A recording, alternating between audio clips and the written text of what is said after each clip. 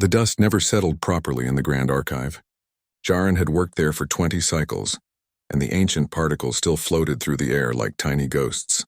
He liked it that way. It made the old building feel alive, even though most of the data stored here was older than the convergence itself. Today, Jarin was looking through files that nobody had touched in thousands of years. The convergence had ruled this part of space for so long that most people forgot there was anything before it. 7 different species all working together, or at least that was what the officials said. Jarin knew better. The convergence kept peace through force, not friendship, but that wasn't what interested him today. He had found something strange 3 months ago, a word that kept appearing in old data fragments. Human. At first, he thought it was a translation error. His computer kept flagging it as unknown, but the word appeared again and again in files from different sources, different languages, different times. Jarin pulled up another file on his screen. This one was barely readable, corrupted by time and poor storage. But he could make out enough. It talked about a war. No, not a war, the war. The kind that ended civilizations. And right there in the middle of the text was that word again. Human. He leaned back in his chair, his forearms crossed in thought. Every scholar in the convergence knew the legend. There was a species long ago that discovered atomic fire before they were ready. They split their own world apart with weapons too terrible to control. The story was told to children as a warning. Look what happens when you reach for power too quickly. But nobody believed the species was real. It was just a story. A myth. Jarin wasn't so sure anymore. He opened another file. This one contained star charts. Old ones from before the convergence had standardized navigation. The charts showed trade routes between systems that no longer existed. Most of them had gone dark thousands of years ago. Their stars died or their worlds abandoned. But one section of the charts had markings that his computer couldn't translate. Jarin ran them through every language database he had access to. Nothing matched. The symbols were completely unique, and they all clustered around one region of space, a region that was now considered dead space. No active stars. No colonies, nothing. His communicator chirped. Jarin glanced at it and sighed. It was a reminder. He had a presentation today. He was supposed to share his research with the Convergence Council's historical committee. He had been preparing for weeks, knowing they probably wouldn't care, but he had to try. Jarin gathered his files and left the archive. Outside, the city of Veltrath Prime stretched to the horizon. Towers of crystal and metal reached toward the purple sky. Ships moved between them like schools of fish. The Convergence capital was beautiful, but it was also controlled. Everything here followed rules. Everything stayed in its place. The council chamber was even more impressive. It was a massive dome with seats arranged in circles, each ring representing one of the 7 member species. At the center was a platform where presenters stood. Jarin walked to it, his legs feeling weaker than usual. The council members barely looked at him. Most of them were reviewing other documents on their personal screens. Only a few even pretended to pay attention.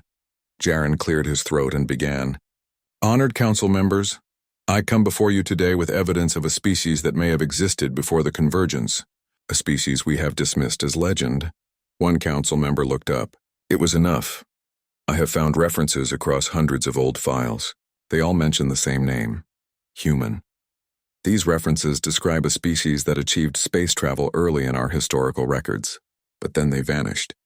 The common story is that they destroyed themselves. But I don't think that's what happened. A council member from the Veltrath species leaned forward.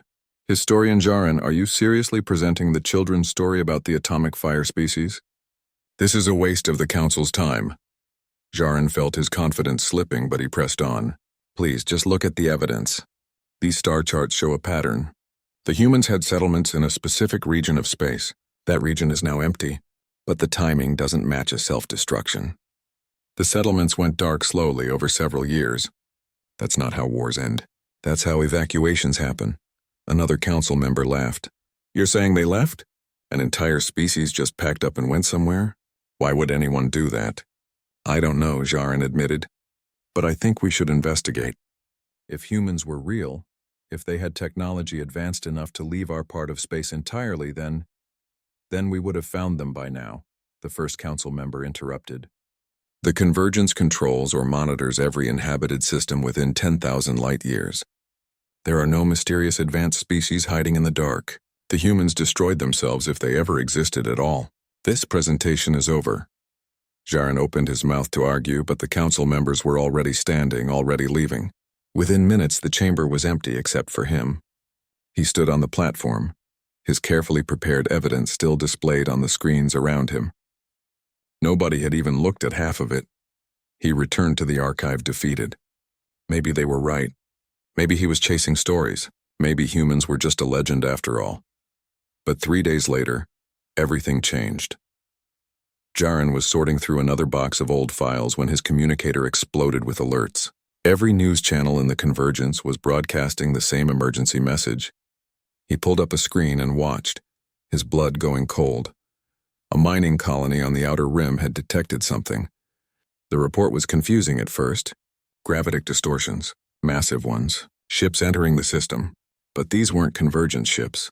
The energy signatures were all wrong, too old, too powerful. The colony's administrator appeared on screen, her face pale. "We're sending this transmission as a warning to all convergence systems. Unknown vessels have entered our space. 3 of them. Size classification is, we don't have a classification for this. They're enormous. Our scanners say they're outputting more power than our entire colony station." The image changed. It showed space, black and empty. And then 3 shapes appeared. They were huge, bigger than any ship Jarin had ever seen. They looked strange too, not like convergence designs. These ships were smooth and white, with blue light pulsing along their hulls in patterns that seemed almost organic. The administrator's voice continued. "They're broadcasting. Hundreds of different languages, most of them dead languages, languages that shouldn't exist anymore. But one message keeps repeating in our tongue.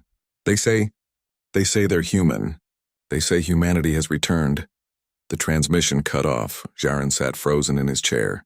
The archives around him suddenly felt very small. Very quiet. He thought about all those council members who had laughed at him. He thought about the legend of the species that destroyed itself. And he thought about what it meant if the legend was wrong. If humans hadn't destroyed themselves. If they had left on purpose. If they had been out there all this time, growing stronger. If they were back. His communicator chirped again. This time it was a direct message from the council. They wanted him in the chamber immediately. They wanted to know everything he knew about humans. Jarin stood and walked toward the door. Behind him, dust floated in the air, catching the light from the screens. On those screens, images of the 3 massive ships played on repeat. Somewhere out there in the dark, humanity had returned. And nobody in the convergence had any idea what that meant. The border world of 6-7 had never been important before. It was just a dusty planet with a small research station and not much else. But today it was the center of the entire convergence's attention. Admiral Jakara stood on the bridge of her flagship, watching the view screen with an expression that would have seemed calm to anyone who didn't know her well. But her second officer could see the tension in the way her claws gripped the armrest. 50 ships, she said quietly. The council sent 50 warships to greet 3 visitors. What does that tell you? Her second officer didn't answer. They both knew what it meant. The convergence was afraid. Jakara had been in the military for 30 cycles. She had fought pirates, settled disputes, and kept the peace across a dozen systems. She was good at her job. But she had never been asked to do something like this before. The orders from the council were clear. Make a show of force. Intimidate the humans. And if they showed any sign of aggression, destroy them. She didn't like it. But she was a soldier. She followed orders. "They're approaching," the sensor officer announced. On the view screen, 3 shapes appeared. Even expecting them, Jakara felt her breath catch. The ships were massive. Each one was at least 15 kilometers long, maybe more. They moved slowly, gracefully, like sea creatures gliding through water. "Scan them," Jakara ordered. The sensor officer worked quickly, then looked up with confusion on her face. "Admiral, the readings don't make sense. Their reactors are putting out energy levels that should create gravitational collapse. That much power in such a concentrated space should form a black hole. But it doesn't, and their hull material, it's not matching anything in our database. It's like they're made of something that shouldn't be possible." Jakara leaned forward. "Weapons?" "None that I can detect. But Admiral, With technology this advanced, they might not need conventional weapons. The human ships came to a stop exactly 1,000 kilometers from the convergence fleet. Not close enough to be threatening, not far enough to seem afraid. The distance was calculated, professional. They're broadcasting, the communications officer said. Audio and visual. It's in our language.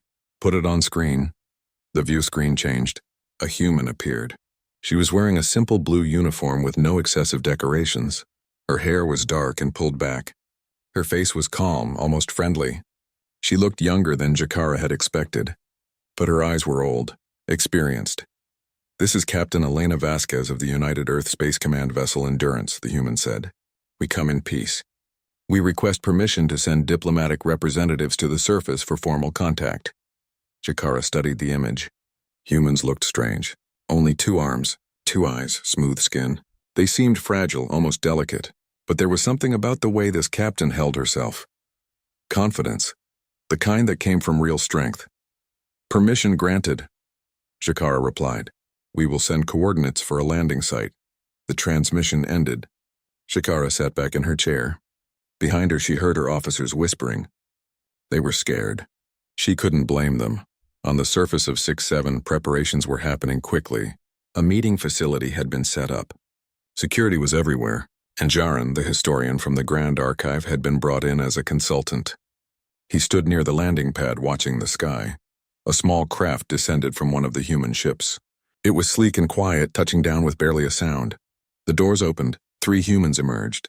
2 were wearing formal clothing that looked ceremonial. The third was wearing the same blue uniform as the captain from the transmission. He was older, with gray hair and tired eyes. He stepped forward first. I am Ambassador Marcus Chen, he said, speaking clearly in the convergence language. Thank you for agreeing to meet with us. Jaran had been chosen to speak for the convergence side because he knew more about humans than anyone else, which wasn't saying much. He stepped forward, trying to keep his hands from shaking. Welcome to 6-7, he said. We have many questions. I'm sure you do, Ambassador Chen replied, as do we. It has been a long time since we've spoken with anyone from this region of space. They moved into the meeting facility. It was a simple room with a large table. The humans sat on one side. Jaran and several convergence officials sat on the other. Security personnel stood at every door. Let's start with the obvious question, one of the convergence officials said. His name was Telvar, and he was known for being direct. Where have you been? According to our records, your species disappeared 10,000 years ago. The common belief is that you destroyed yourselves. Ambassador Chen smiled, but it was a sad smile. We know about that belief. We've monitored your communications for several weeks now. The story got distorted over time. We didn't destroy ourselves. We left. Telvar sounded skeptical. An entire species just left, why? Because we saw what we were becoming, Chen said simply. 10,000 years ago, humanity had reached a critical point. We had the technology to spread across the galaxy, but we also had the capacity for terrible violence. We had fought wars that killed billions. We had created weapons that could destroy entire worlds. And we realized something important. We weren't ready. Jaran leaned forward. Ready for what? To be part of a galactic community. We were too dangerous, too aggressive, too certain that our way was the only way. So we made a choice. We took our ships and left. We went to a part of space where we couldn't hurt anyone but ourselves. And we spent 10,000 years learning how to be better. The room was silent. Jaran believed him. He could hear the truth in Chen's voice. But Telvar looked angry. So you abandoned the galaxy? Left the rest of us to figure things out alone? And now you come back, flying ships we can't even understand and expect us to just welcome you? We don't expect anything, Chen said calmly. We're here to offer help if you want it. We're here to share what we've learned. We're here to apologize for leaving you alone for so long. But we're not here to conquer or control. Those days are behind us, Telvar stood up. I don't believe you. Nobody gives up power voluntarily. Nobody spends 10,000 years in exile just to come back as friends. You're planning something. We're not, Chen insisted. But I understand why you wouldn't trust us. Trust has to be earned. We're willing to take that time. The meeting continued for hours. Questions and answers went back and forth. The humans explained where they had been, what they had built, what they had learned. The convergence officials remained skeptical. Some were openly hostile. But Jaran watched and listened, and he noticed something. Every time the humans talked about their history, they talked about their mistakes first. They didn't hide their past. They didn't make excuses. They just told the truth. Finally, the meeting ended. The humans returned to their ship. Jarin stood outside, watching the small craft lift off into the sky. "What do you think?" Televar asked, coming to stand beside him. "I think they're telling the truth," Jarin said. "Then you're a fool," Televar replied. "The Council has already made their decision. Those ships are too powerful. Humanity is too dangerous. We can't let them establish themselves here. Orders are being sent to Admiral Jakara right now. The human ships will be destroyed." Jarin turned, horror on his face. "That's murder. We invited them here. This is supposed to be a peaceful meeting." "This is survival," Telvar said coldly. "The Convergence has ruled this space for 12,000 years. We didn't get here by trusting strangers with impossible weapons. In orbit above 6-7, Admiral Jakara received the encrypted orders. She read them twice, hoping she had misunderstood. But the words were clear. Eliminate the human vessels. No survivors. Make it look like an accident if possible. She looked at the view screen at the 3 massive ships hanging peacefully in space. They hadn't charged weapons. They hadn't made threats. They had just answered questions and requested dialogue, and now she was being ordered to kill them. Jakara took a deep breath. She had followed orders her entire life, but this felt wrong. This felt like a mistake they would regret. Still, she was a soldier. "Charge weapons," she ordered quietly. "Target the human vessels. Prepare to fire on my command." Her bridge crew hesitated, but they obeyed. On the Endurance, Captain Vasquez looked at her own displays. Warning lights were flashing. Every Convergence ship in the system was powering up weapons. All of them pointed at her fleet. She had hoped it wouldn't come to this. "All ships," she said quietly, "prepare defensive protocols. Broadcast one final message." The communications officer worked quickly. "Channel open, Captain." Vasquez looked at the camera, her expression sad. "Convergence fleet, we detect weapons charging. We hoped you would be different. We hoped 10,000 years would have been enough time for the galaxy to change. But we understand. Fear makes people do terrible things. So here is our final message. We don't want to fight you, but if you fire on us, you will face consequences you cannot imagine. Please, stand down." The message transmitted. On Admiral Jakara's bridge, they heard it. The officers looked at each other nervously. Jakara closed her eyes. She thought about her family, her home, the oath she had taken to protect the Convergence. And she thought about what was right. "Fire," she whispered. The weapons fired. 50 Convergence warships unleashed everything they had. Plasma cannons that could melt through 6 meters of reinforced hull plating. Kinetic missiles moving at a fraction of light speed. Energy beams designed to slice capital ships in half. It was enough firepower to destroy a small moon. Admiral Jakara watched the view screen, waiting for the human ships to raise shields or take evasive action. But they just hung there in space, motionless. Calm. The weapons hit, or rather they should have hit. "Admiral," the sensor officer said, her voice shaking. "The weapons are stopping, 1,000 meters from their hulls. They're just stopping." Jakara leaned forward, not believing what she was seeing. The plasma bolts were dissipating into nothing. The missiles were slowing down, their engines dying, their warheads failing to detonate. The energy beams were scattering like light through fog. Every single weapon was failing before it could reach the human ships. "What kind of shields are those?" someone whispered. "No shields detected," the sensor officer replied. "No energy barriers. No defensive fields. The weapons are just ceasing to exist." For a long moment, nothing happened. The Convergence fleet floated in space, their weapons still firing uselessly. The human ships remained perfectly still. 3 massive white vessels with blue lights pulsing slowly along their hulls. Then one of the human ships moved. It was subtle at first, just a shift in position, but then a pulse of energy emanated from it. Not a weapon. Something else. The pulse expanded in all directions, a wave of soft blue light that passed through every Convergence ship in the system, and every ship went dark. Jakara's flagship died. The lights cut out. The engines shut down. The weapons went offline. Life support stopped. For a terrible moment she couldn't breathe, couldn't move, could only float in the sudden silence of a dead ship. Her crew were shouting, panicking. They were trying to restart systems, trying to do anything. But nothing worked. Every single convergence ship was completely powerless. Jakara had time to think one thought. We're dead. They're going to kill us all, but they didn't. Exactly 60 seconds after the pulse hit, power returned. The lights came back on. The engines hummed to life. Weapon systems rebooted. Life support resumed. Everything was exactly as it had been before. Nothing was damaged. Nothing was broken. The message was clear. We could have killed you. We chose not to. Jakara sat in her chair, her hands trembling. Around her, the bridge crew was silent. No one knew what to say. They had just tried to destroy the humans, and the humans had responded by proving they could end the entire convergence fleet with a single pulse. But instead of killing them, they had just shown them how helpless they were. A transmission came through. It was Captain Vasquez again. She looked disappointed. We gave you a choice, she said quietly. You chose violence. We responded with mercy. But understand this. If you fire on us again, we won't be so gentle. We didn't come here to fight. But we won't die quietly either. The transmission ended. Jakara knew what she had to do. She opened a channel to the Council on Veltrath Prime. This is Admiral Jakara. The attack failed. The human ships they're beyond anything we can fight. I'm requesting immediate ceasefire orders and a return to diplomatic negotiations. There was a long pause. Then the council member Telvar appeared on screen. His face was pale. Acknowledged, Admiral. Hold your position. Do not engage further. On the surface of 6-7, Jaron had watched the whole thing happen through the facility's sensors.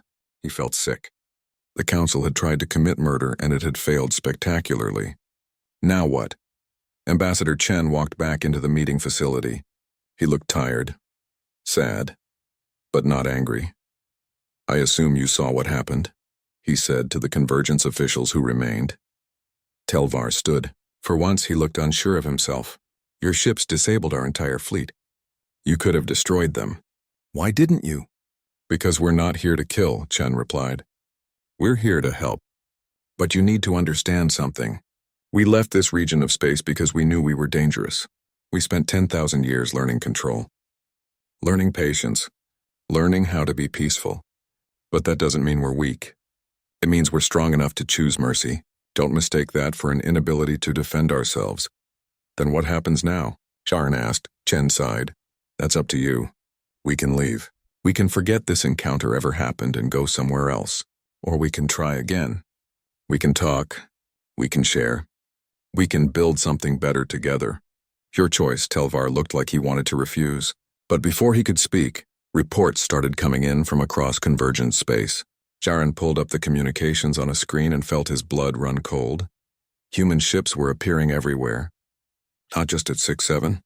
At every major military installation in convergence territory. A ship appeared at the shipyards above Veltrath Prime. Another at the Fleet Academy near the Corthan system. More at border stations, weapons platforms, strategic outposts. They weren't attacking. They were just there, watching, waiting. The message was unmistakable. Humanity knew where everything was. They had mapped every important location in convergent space, and they could reach any of them whenever they wanted. You've been watching us, Telvar said, his voice barely a whisper. For several weeks, Chen confirmed. We needed to know what we were returning to. What kind of civilization had grown in our absence? And yes, we mapped your territory. We wanted to understand your strength, your capabilities, your intentions. So you could invade, Telvar said. So we could protect ourselves, Chen corrected. Telvar, I understand you're scared. But think about it logically. If we wanted to conquer the convergence, would we have come here with 3 colony ships? Would we have requested peaceful contact? Would we have disabled your fleet without killing anyone? We're not your enemy, but we won't be your victims either. Jaron stepped forward. I believe them. Look at their actions, not your fears. They could have destroyed Admiral Jakara's fleet. They didn't. They could be attacking those military installations right now. They're not. They're trying to show us they're strong without hurting us. And what happens when they get tired of being peaceful? Telvar demanded. What happens when they decide they want to rule instead of visit? The same thing that would happen if you tried to invade their space, a new voice said.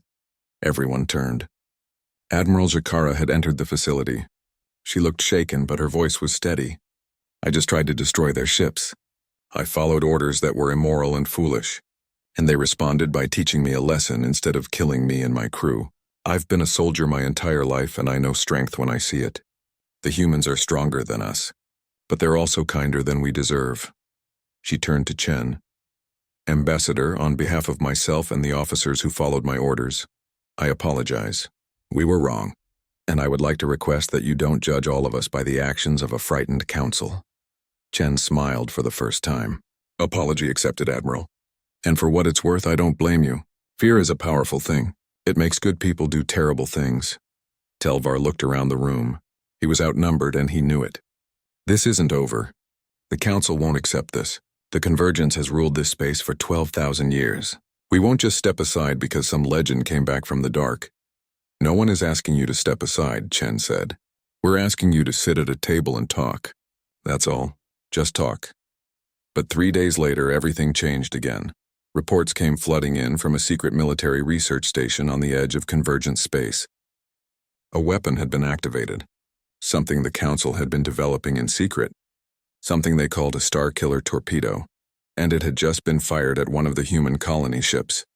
Jaren heard the news and felt his world collapse. The Council hadn't authorized this. At least he didn't think they had. But a faction within the Convergence military, extremists who saw humanity as an existential threat, had taken matters into their own hands. The torpedo was already in flight. Even with the humans' advanced technology, intercepting something moving that fast would be nearly impossible. It would reach the human ship called Aspiration within hours. Chen received the news while still on 6-7. His face went pale. You fools, he whispered. You absolute fools. Do you have any idea what you've just done? It wasn't the Council, Jaren said quickly. It was extremists, rogues, this isn't official. It doesn't matter, Chen replied. You just attacked a colony ship, not a military vessel. A colony ship, with 10 million civilians on board, women, children, families, and now humanity has to decide how to respond. Can you stop the torpedo? Admiral Zakara asked. Chen shook his head. Not in time. It's too fast, too close. It's going to hit. The room fell silent. Everyone knew what came next. If 10 million humans died, there would be war, and the Convergence would lose. They watched on the screens as the torpedo closed the distance, watched as it reached the Aspiration, watched as it detonated with the force of a small star. The explosion was visible across 3 star systems, a burst of light so bright it temporarily blinded sensors, the kind of blast that could vaporize anything. For 48 hours there was silence. No communication from humanity, no sign of the Aspiration, no response to any message the Convergence sent. The Convergence Council met in emergency session. 72 hours to comply with humanity's demands or face destruction. The chamber that usually echoed with confident voices now filled with desperate arguments. We cannot surrender, Council Member Telvar insisted. If we give in to these demands, we admit weakness. The Convergence will collapse. Member species will see that we can be threatened and controlled. The Convergence will collapse faster if we're all dead, another council member replied. This one was from the Pelthy species, a people known for practical thinking. We attacked their civilians. We're in the wrong here, and they have every right to retaliate. Admiral Zakara stood before the council, called to give a military assessment. She chose her words carefully. The humans can destroy us. That's not an opinion. That's a fact. I've seen their capabilities. Every military expert in the Convergence agrees. We cannot win a war against them. Then what do you suggest? Telvar demanded. That we just roll over? That we let them dictate terms to us? I suggest we admit our mistake, Zakara said. We hand over those responsible for firing the Star-Killer torpedo. We accept inspections. We prove we're willing to change. It's not surrender. It's survival. The council argued for hours. Some wanted to comply. Others wanted to fight. A few suggested trying to negotiate better terms. But as the hours turned into days, no consensus emerged. Jaren watched the debates from the archive. He had been asked to research something that Telvar had mentioned during one of the council sessions. A last resort, the Convergence had secrets. Old secrets. Weapons that predated the Coalition itself. When the 7 species first formed the Convergence 12,000 years ago, they had found devices scattered across their territories. Ancient technology from a species no one could identify. Precursor devices, they called them. Most of these devices had been studied and reverse-engineered. They formed the foundation of much of the Convergence's advanced technology. But some devices were too dangerous to use, too powerful. They had been locked away, their locations kept secret even from most council members. Telvar wanted them activated. Jarin searched through classified files, his security clearance barely high enough to access them. What he found made him feel cold. The precursor devices weren't just weapons. They were planet killers, world enders. Each one capable of destabilizing a star or shattering a planet's core. The Convergence had 73 of them hidden throughout their territory, and Telvar wanted to activate all of them. His logic was simple. If the humans tried to attack, the Convergence would trigger the devices, destroy their own worlds rather than let the humans have them. Mutually assured destruction, the oldest strategy in warfare. It's insane, Jarin said to Admiral Jakara when they met in private. He's willing to kill billions of our own people just to spite the humans. He's scared, Jakara replied. Fear makes people do terrible things. But he's gathering support. Some council members think it's the only way to maintain dignity, to show the humans they can't push us around. Dignity, Jarin said bitterly. What dignity is there in mass suicide? The deadline approached. With 1 hour remaining, the council still hadn't reached a decision. Telvar's faction was growing stronger. They had votes from 3 of the 7 member species. Just one more and they could authorize the activation of the precursor devices. But then Jarin found something. Something in the oldest files in the archive. Something that changed everything. He ran to the council chamber, bursting through the doors without permission. Stop, you have to stop. The council members turned to look at him, annoyed at the interruption.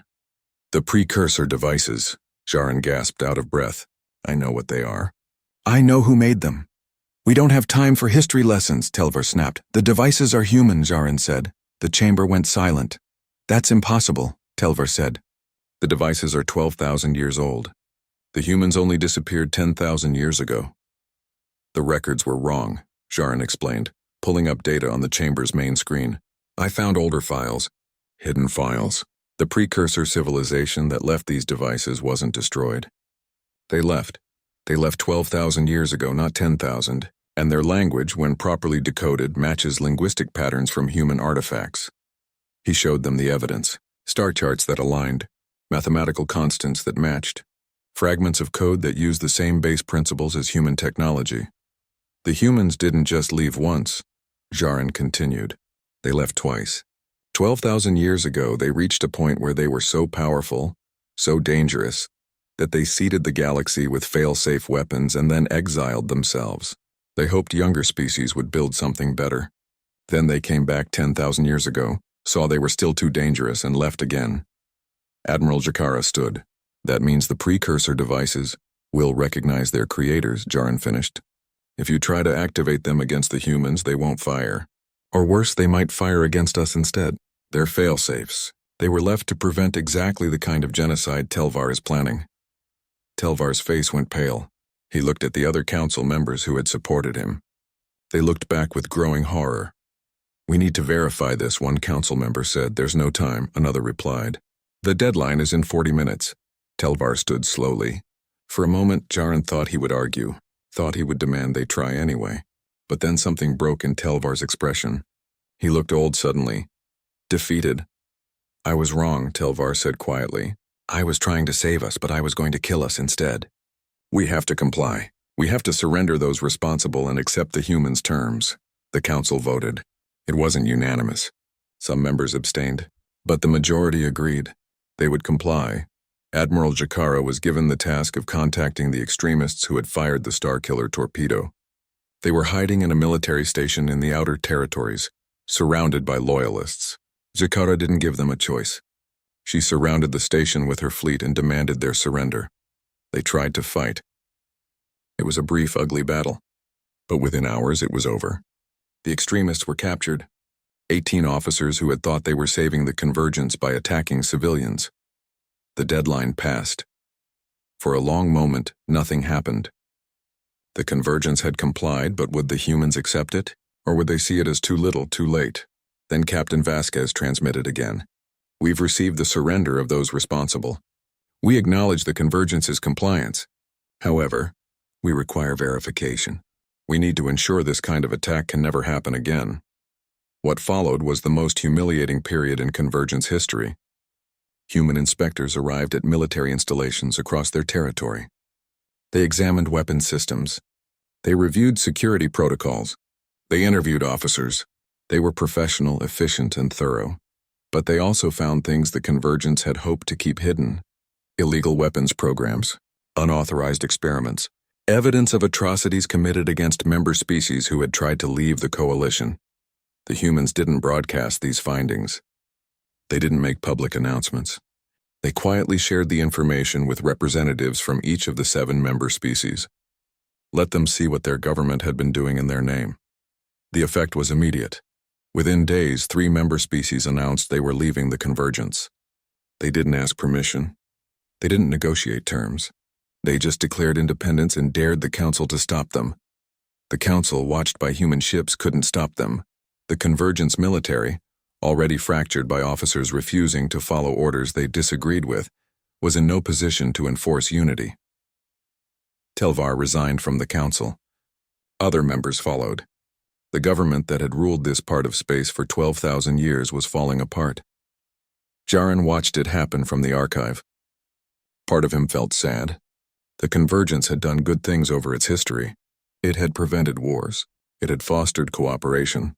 It had brought stability to a chaotic region of space, but it had also been built on force, on fear, on the threat of violence against anyone who stepped out of line.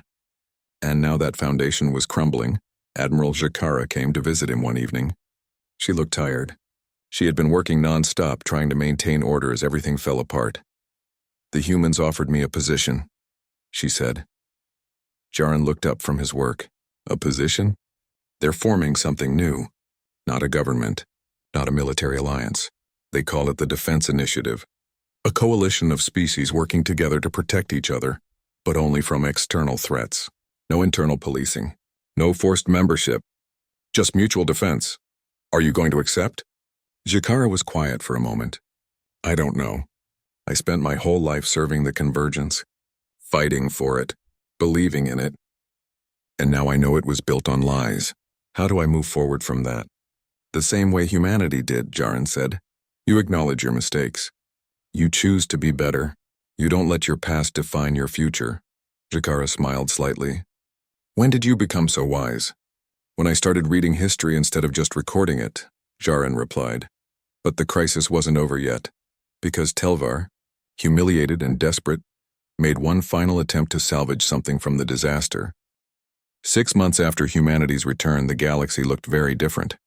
The convergence officially dissolved. Not through violence or conquest, but through a vote. Each of the 7 member species chose to leave. Some did it immediately. Others took time to negotiate fair separations. But within half a year, the government that had ruled for 12,000 years simply ceased to exist. Jarin stood in what used to be the council chamber. It was empty now. The seats where powerful leaders once sat were covered in dust.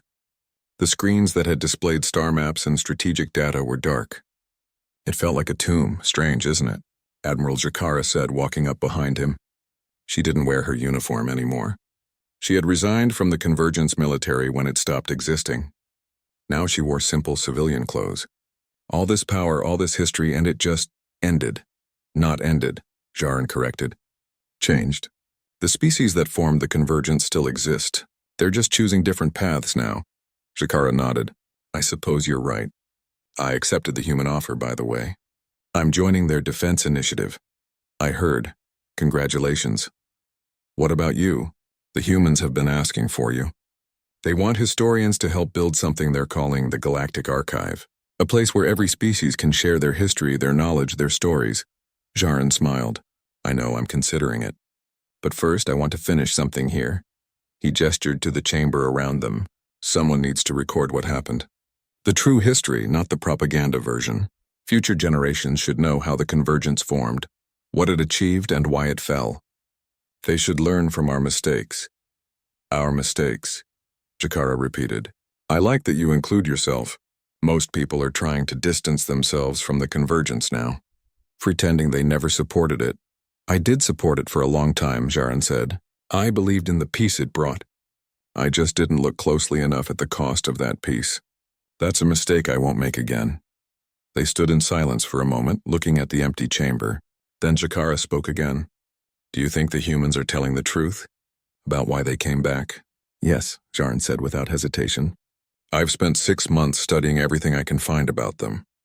Their history, their culture, their technology, and everything points to the same conclusion. They're exactly what they claim to be, a species that learned from its mistakes. But they're so powerful, Jakara said. The technology they have, the things they can do, if they wanted to conquer the galaxy, who could stop them? That's exactly why they won't, Jarin replied.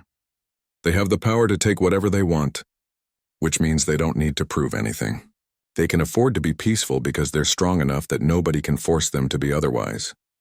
On the former convergence capital world of Veltrath Prime, something new was being built. Not a government building, not a military installation, something different. It was called the Forum, a massive open structure where representatives from any species could come to talk, to share ideas, to make agreements. But there was no central authority, no council that could force decisions, just a place for dialogue. The humans had proposed it, but they made it clear they wouldn't run it. That job belonged to the species who lived in this region of space. The humans were just offering help and resources. Ambassador Chen stood at the forum's opening ceremony. Thousands of beings from dozens of species had gathered to see it. Many were skeptical. Some were hostile. But they had all come. Chen spoke simply. This place belongs to you, not to humanity, not to any single species or government. The only rule here is that violence is forbidden. Beyond that, you make your own choices. You build your own future. We're just here to make sure nobody takes that freedom away from you. A Veltrath representative stood up. And what do you get out of this? Nobody does something for nothing. What's your price? Chen smiled. We get to see if we were right. 10,000 years ago, we left because we thought we were too dangerous to be part of a galactic community. We spent all that time trying to become better. And now we get to find out if it worked. If we can be part of something larger without destroying it. That's what we get. A chance to prove to ourselves that we changed. Another representative, this one from the Pelthy species, asked a different question. Your ships, your technology, will you share it with us? Some of it, Chen replied. The peaceful applications, yes. Medical technology, power generation, food synthesis. We'll share everything that can improve lives. But the weapons technology? No. We won't give anyone the tools to repeat our mistakes. You'll have to develop those yourselves if you choose to. We hope you won't. The ceremony continued. Species that had been enemies under the convergence spoke to each other for the first time as equals. Trade agreements were proposed. Cultural exchanges were planned. It wasn't perfect. There were still arguments and disagreements, but there was hope. Captain Vasquez watched the ceremony from the Endurance, which remained in orbit above Veltrath Prime. Her second officer came to stand beside her. Do you think it will work? The officer asked. The Forum? The whole idea of species cooperating without a central authority? I don't know, Vasquez admitted. But it's worth trying. And if it fails, at least it fails because they chose it, not because we forced it on them. The crew is asking when we're going home. Vasquez looked out at the stars. Not yet. We need to stay for a while. Make sure this has a chance to take root. Besides, we've been gone for 10,000 years. A few more years won't hurt. In the years that followed, more human ships arrived. Not warships, colony ships, science vessels, medical frigates. Humanity had spent 10,000 years building a civilization far from the galaxy's politics. Now they were returning slowly, carefully, trying to integrate without dominating. Some species welcomed them. Others remained suspicious. A few actively hated them, seeing humanity as the cause of the convergence's fall. But gradually relationships formed. Partnerships developed. Human doctors worked alongside Pelthy healers. Human engineers collaborated with Corthan builders.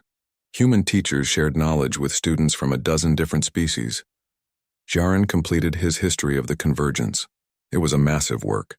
Thousands of pages covering 12,000 years of civilization. He didn't hide the ugly parts. He documented the forced integrations, the suppressed rebellions, the species that had suffered under convergence rule. But he also recorded the achievements, The wars prevented, the technologies shared, the genuine moments of cooperation. When he finished, he gave copies to representatives from all the former convergent species. And he gave one to Ambassador Chen. "This is your story too," Jarin said. "Your devices formed the foundation of our technology. Your exile created the space for us to develop. You're part of our history whether you intended to be or not." Chen read the history over several weeks. When he finished, he found Jarin in the archive. "You were honest about us," Chen said. "About the weapons we left behind. About how they were both a gift and a curse." "I wrote the truth," Jarin replied. "That's all history should be." "The truth is complicated," Chen said. "We left those devices as fail-safes, ways to stop ourselves if we ever came back and tried to conquer the galaxy. But you found them and built a civilization on top of them. We never expected that, never planned for it. Do you regret it?" Jarin asked. Chen thought about it. "No. You took what we left behind and made something new from it. You made your own choices, your own mistakes. That's how civilizations grow. We just wish we'd been here to help you avoid some of the pain." "You're here now," Jarin said. "That's what matters." 50 years passed. Jarin grew old, his scales losing their color, his movements becoming slow. But he lived to see something remarkable. The forum expanded. More species joined, some from the old convergence territory, others from neighboring regions who heard about what was being built. A new kind of government formed. Not a single authority, but a network. Species cooperating on specific issues while maintaining independence. Trade agreements that benefited all parties. Defense pacts that protected smaller species without controlling them. It wasn't perfect. There were still conflicts and disagreements. But they were resolved through dialogue instead of force.